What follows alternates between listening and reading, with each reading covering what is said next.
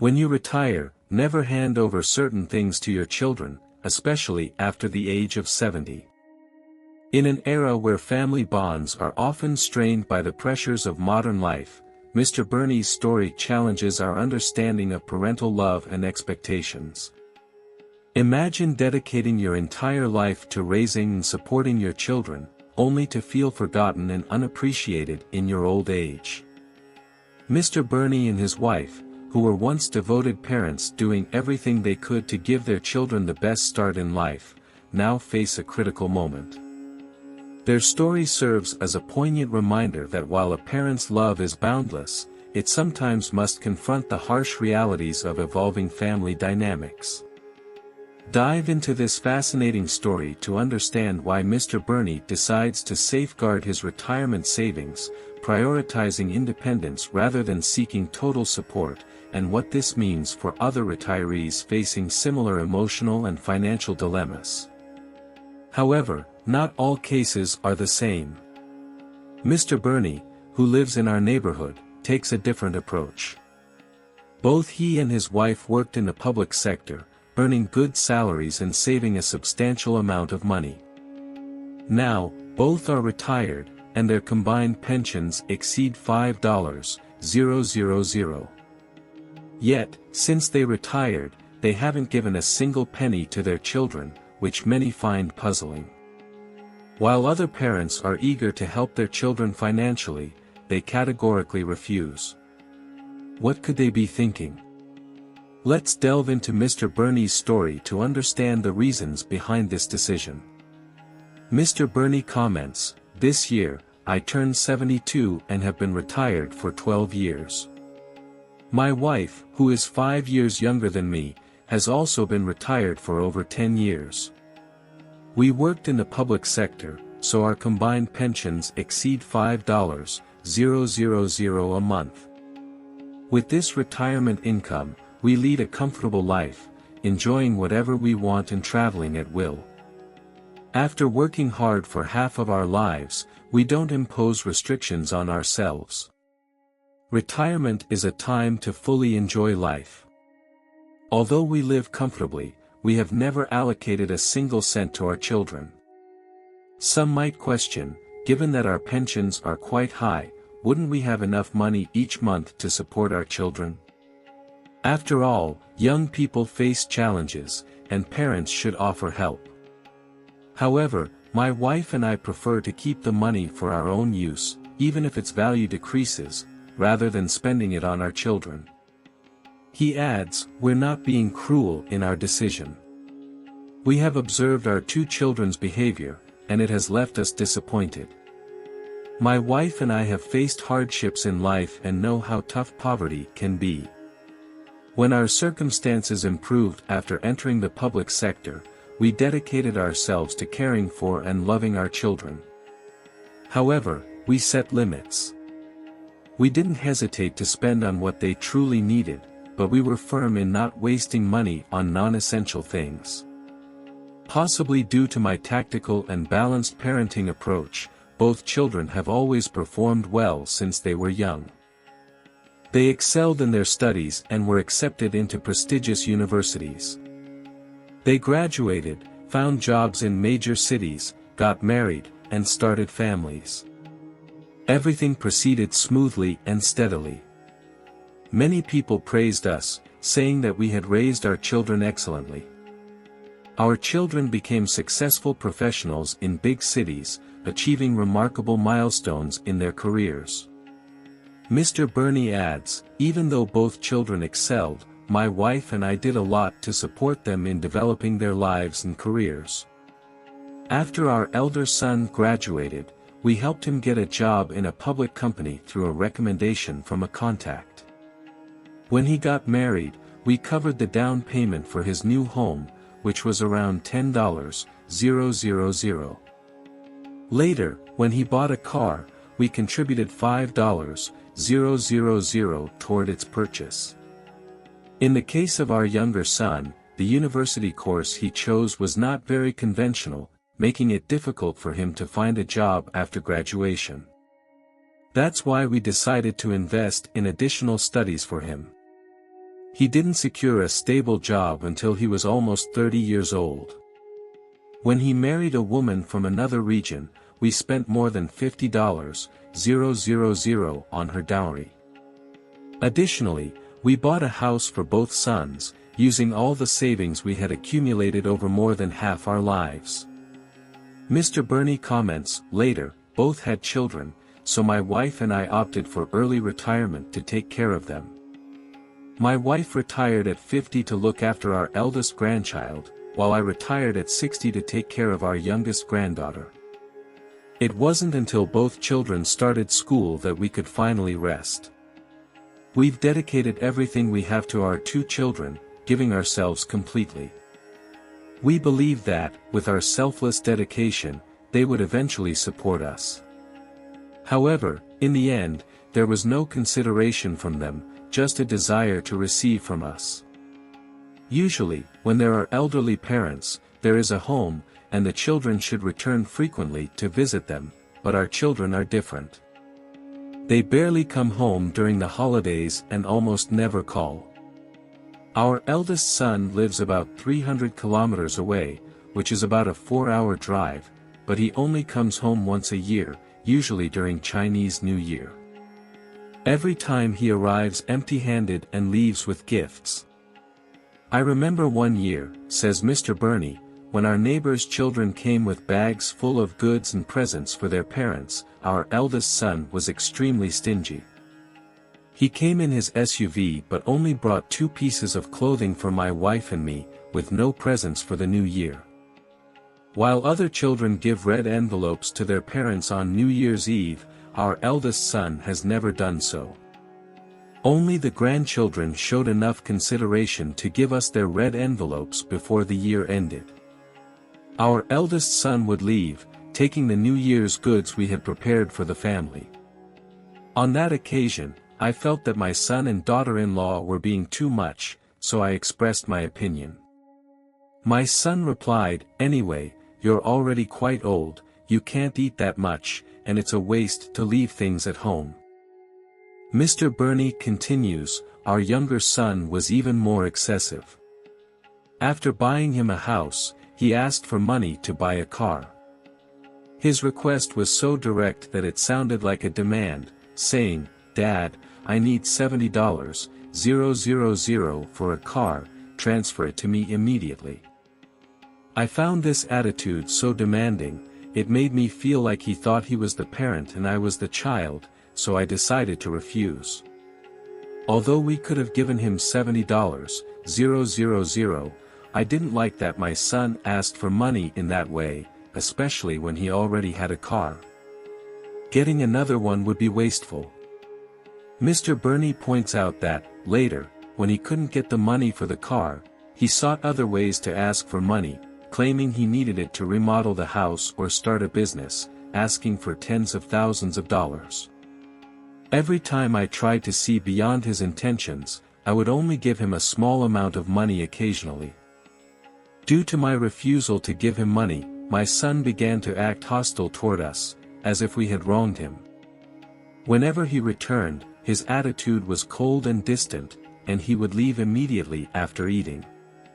Even when we asked him to stay a little longer, he refused without empathy, saying he felt uncomfortable at home. Gradually, Mr. Burney realized that the behavior of our 2 sons was making us increasingly insensitive. 4 years ago, my wife had to be admitted to the hospital due to osteoarthritis. Although we covered the medical expenses for the surgery and treatment ourselves, she wanted our children to visit her. However, both sons avoided visiting her as if it were something contagious. Neither of them showed up, as if the simple act of visiting their mother would cost them money.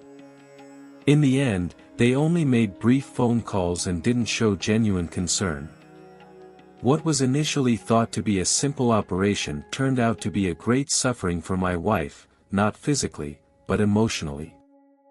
During our stay in the hospital, other patients had the company of their children, while we only had each other, which was quite sad. Later, while my wife was still in the recovery process, I accidentally tripped and fractured my foot. At that time, Her back was still not in good condition, and she couldn't take care of me. I hoped that our 2 sons would come to help us, but both kept making excuses. One mentioned that he was busy with work, and the other claimed he wasn't feeling well.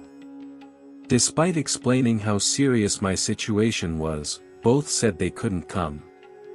Desperate, I decided to spend money on hiring a caregiver.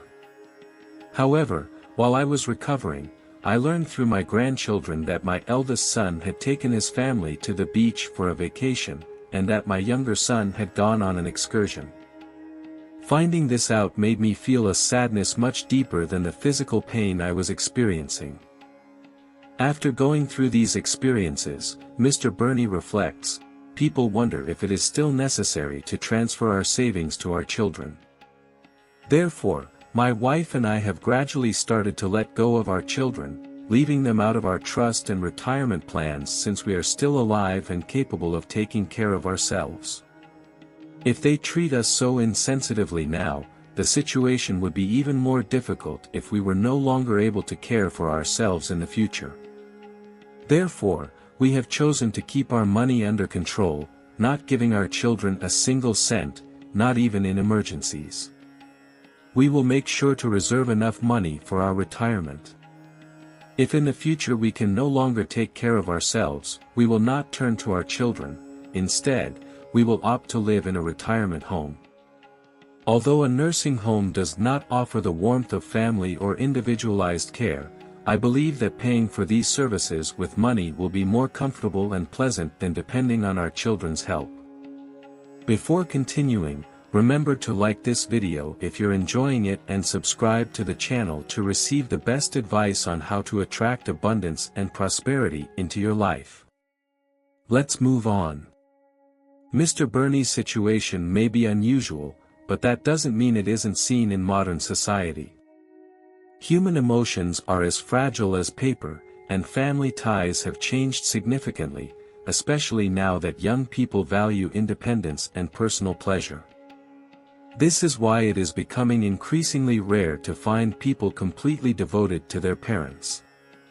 Therefore, as we age, it is crucial to keep our retirement savings intact. If our children face difficulties, we should offer support, but without going overboard. Everyone must face the joys and challenges of life, and children must also confront their own difficulties. What we can do is offer them support within our capabilities when they are in trouble. Many older adults consider the possibility of supporting their children in raising their grandchildren after retirement. However, nowadays, many young people prefer to take care of their children themselves and are not willing for their parents to assume that role. In the absence of grandchildren to care for, retirement can become monotonous. With a sufficient pension, life could be comfortable, but without it, people may feel anxious about the need to earn additional income. Many people still feel young at 60 and have the capacity to continue working for another 5 or 6 years. So, what types of jobs can they take on after retirement? Today, I'll present 4 types of occupations that retirees can still participate in. The first type is community security. Many security guards in communities are older individuals who are retired. If you're retired and in good health, you might consider becoming a security guard in your neighborhood. In my area, several of the security guards are elderly people who have stopped working. They spend the day at the security post, reading newspapers and pressing a button to open the door when someone passes by. This job is usually quite relaxed. When looking for a job in security, try to avoid high-end communities, as they often have strict policies and may not hire retired seniors. It's better to look for opportunities in middle or lower-level communities. However, keep in mind that security jobs often include night shifts. My uncle became a security guard after his retirement and had to work night shifts, which can be quite tiring. Be mentally prepared for this possibility. To find a security position, it's advisable to have someone you know refer you. If you don't have contacts, visit the community management office for information. The second type of job is child care.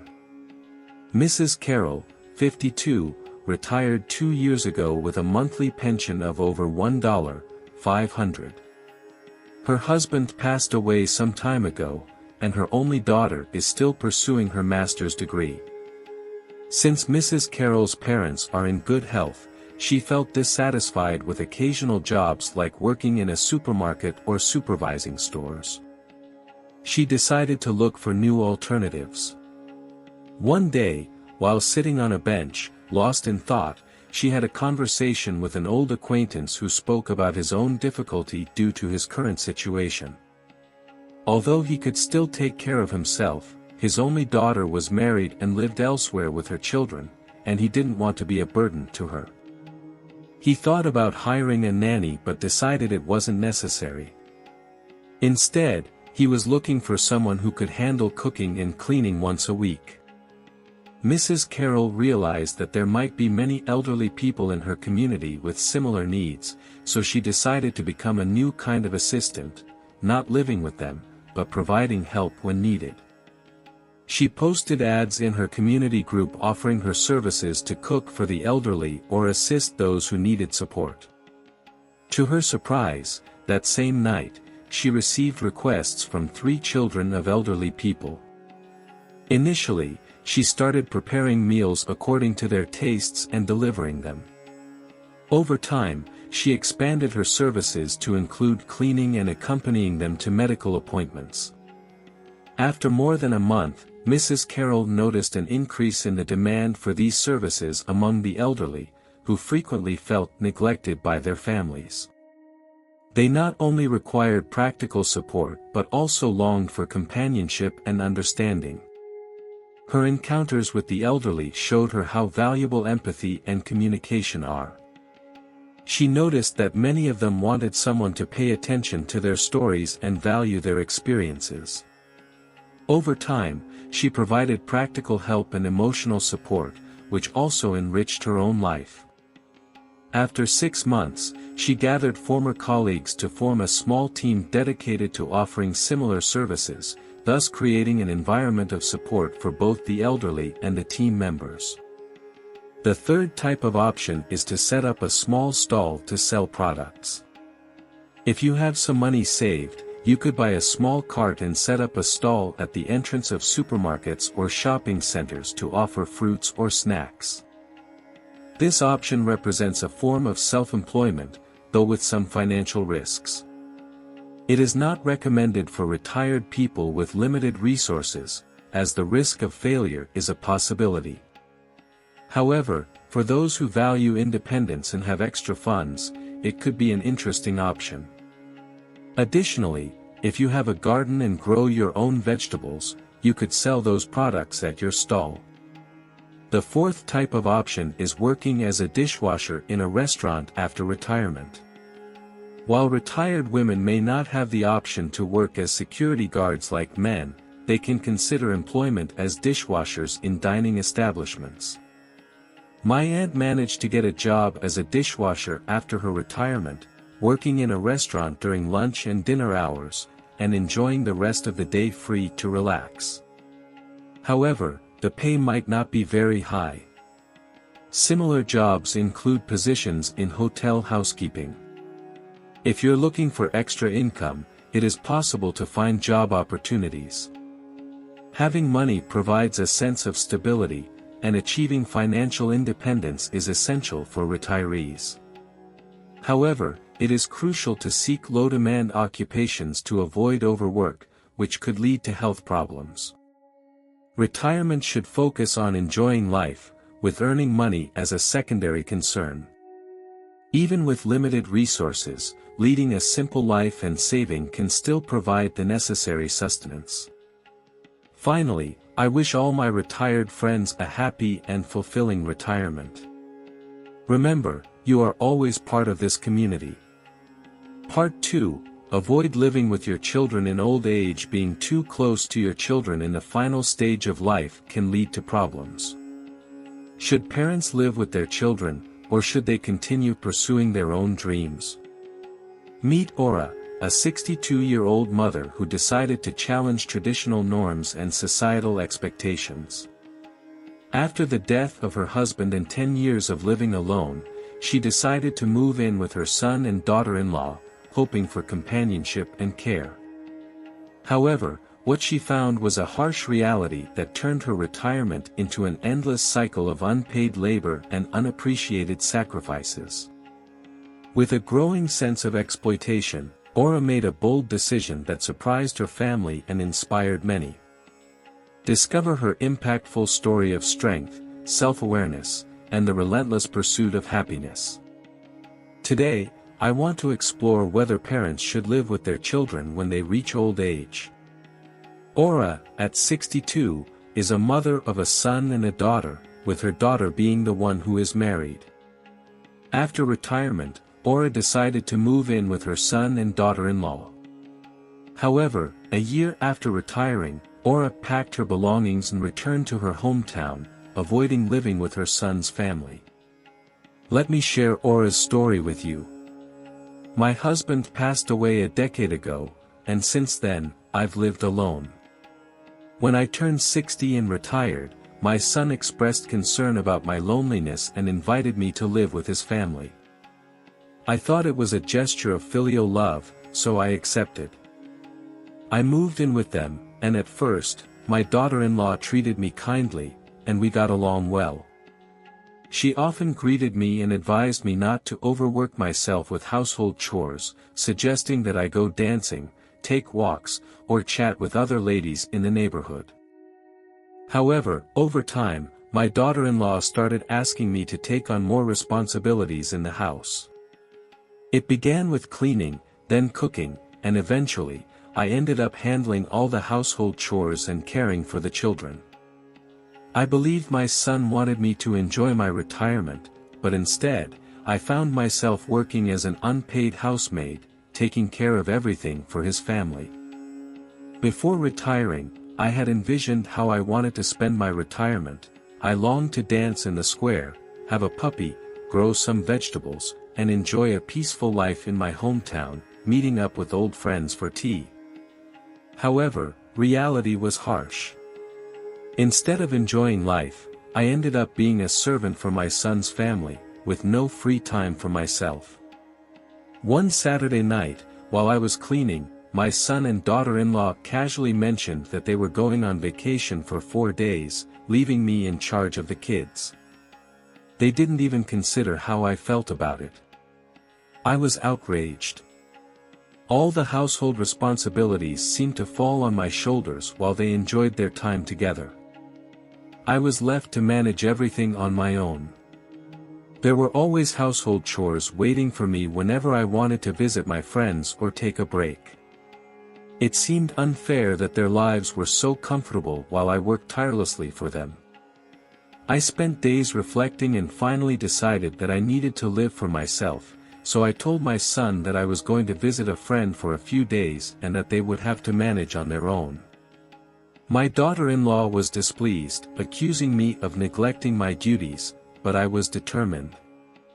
They couldn't stop me. I returned to my hometown and finally started enjoying the retirement life I had dreamed of.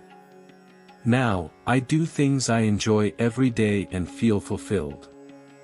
I realized that I couldn't keep sacrificing myself for others.